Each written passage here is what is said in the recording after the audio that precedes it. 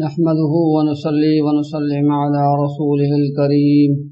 أما بعد فأعوذ بالله من الشيطان الرجيم بسم الله الرحمن الرحيم إن الذين آمنوا والذين هادوا والنصارى والصابئين من آمن بالله واليوم الآخر وعمل صالحا فلهم أجرهم عند ربهم ولا خوف عليهم ولا هم يحزنون صدق اللہ العظیم۔ بے شک وہ لوگ جو مسلمان ہوں یا یہودی ہوں یا نصارہ ہوں، صابی ہوں، جو کوئی بھی اللہ تعالیٰ پر اور قیامت کے دن پر ایمان لائے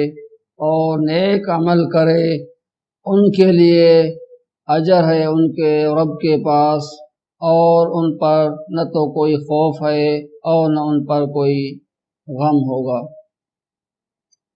ان الذین، بے شک وہ لوگ، آمنو، جو ایمان لے آئے، ہادو، اور جو یہودی ہیں، والنصارى، یا عیسائی ہیں، نصارہ ہیں، والصابئین، اور جو صابی ہیں، من آمن، جو بھی ان میں ایمان لائے، باللہ، اللہ پر، والیوم الآخر، اور آخرت کے دن پر، وعمل صالحا، اور عمل کرے نیک، فلہم اجرہم، تو ان کے لیے اجر ہے، عند ربہم، ان کے رب کے پاس، ولا خوف علیہم، اور نہ ہوگا ان کے اوپر کوئی خوف، ولا هم يحزنون، اور نہ وہ لوگ غمگین ہوں گے۔ اس آیت شریفہ میں اللہ تبارک و تعالی نے تو پیچھے سے یہود کا ذکر چلا آ رہا تھا، اور ان کی جو ہے بنی اسرائیل کی نافرمانیوں کا ذکر آ رہا تھا، تو ایک خدشہ ہو رہا تھا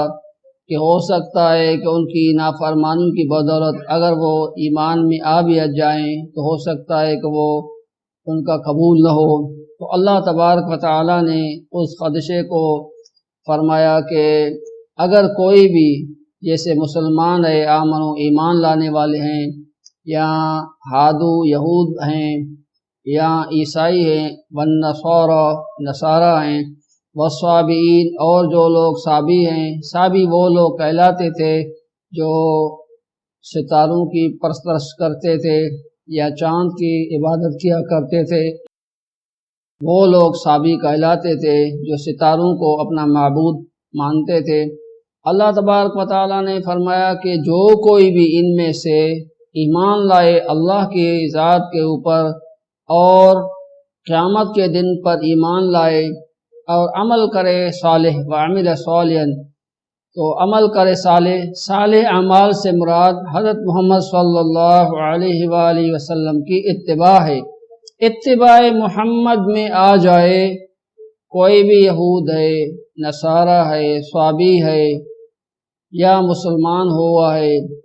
مومن ہے، جو بھی ہیں، حضرت محمد صلی اللہ علیہ وسلم کی اتباع میں آ جائیں اور شریعت محمد علیہ السلام کی پیروی کریں گے تو اللہ تبارک و تعالیٰ کے پاس ان کی اتباع محمد اور اسلام لانا، ایمان لانا اللہ کے ہاں قبول ہے۔ اللہ پاک کسی کے بھی ایمان لانے کو رد نہیں فرماتا ہے۔ تو اس آیت شریفہ میں اس طرف ذکر فرمایا گیا۔ یہاں یہ بھی تھا کہ یہود لوگ جو تھے وہ اپنے کو جو ہے وہ سب سے اعلیٰ اور بلند سمجھا کرتے تھے، تو اللہ تبارک و تعالیٰ نے فرمایا کہ اللہ تبارک و تعالیٰ کے ہاں اعلیٰ ہونا اور اللہ کے ہاں سب سے بڑھیا وہ ہے جو اللہ کے دین کی اتباع کرے اور دین محمد صلی اللہ علیہ وسلم کی پیروی کرے۔ ظاہر موسیٰ علیہ السلام کے زمانے میں جنہوں نے ان کی اتباع کی وہ صحیح برحق تھے، اور جنہوں نے عیسیٰ علیہ السلام کے زمانے میں حضرت عیسیٰ علیہ السلام کی اتباع فرمائی تو وہ اس زمانے کے حساب سے برحق تھے۔ لیکن جب حضرت محمد صلی اللہ علیہ وآلہ وسلم دنیا میں مبعوث ہوئے اور اعلان نبوت فرمایا تو اب اتباع محمد کے علاوہ صلی اللہ علیہ وسلم کے علاوہ کوئی بھی راستہ نہیں رہا، چاہے وہ یہود ہو، چاہے وہ نصارہ ہو، چاہے وہ صابی ہو، چاہے وہ مشرکین ہو۔ تو اللہ تبارک و تعالیٰ نے فرمایا کہ جو اتباع محمد صلی اللہ علیہ وسلم وعمل صالحا، عمل صالح کیا ہے؟ عمل صالح محمد صلی اللہ علیہ وسلم کی شریعت ہے، دین محمدی ہے، وہ یہ اعمال صالحہ ہیں۔ تو جو اس کی پیروی کرے گا تو اللہ تبارک و تعالیٰ ان کو ضرور جو ہے کامیاب فرمائے گا، اور آخرت میں بھی اور دنیا میں بھی۔ ولا خوف علیہم، تو آخرت میں بھی ان کے اوپر اور دنیا میں بھی ان کے اوپر نہ کوئی خوف ہوگا اور نہ کوئی حزن ہوگا۔ حزن غم کو کہتے ہیں، مطلب وہ ایمان اور اسلام قبول کر کے غمگین نہ ہوں گے، اللہ پاک ان کے لیے خوشیوں کے دروازے کھول دیں گے۔ وما علینا الا البلاغ المبین۔